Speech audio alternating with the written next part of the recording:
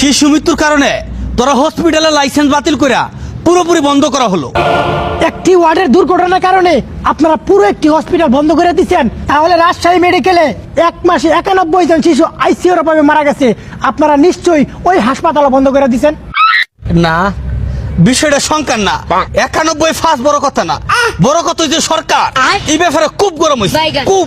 সরকার ক্ষমতা আসার পরে গত 4 মাসে 1000 মানুষ মারা গেছে, ধর্ষণ নির্যাতনের শিকার হয়েছে। নিশ্চয়ই এসব ব্যর্থতার কারণে সরকার পদত্যাগ করবে। হেই, সরকার পদত্যাগ করতে করে? হ্যাঁ, কোন জায়গায় যদি কোনো দুর্ঘটনা হয়ে থাকে সরকারের সুষ্ঠু তদন্ত করে সঠিক বিচার করব, দোষীদের বিচার আওতায় আনবো। পদত্যাগ করবো কোন যুক্তিতে? ও এইটা বুঝুন তো, হেটা বুঝুন না করে।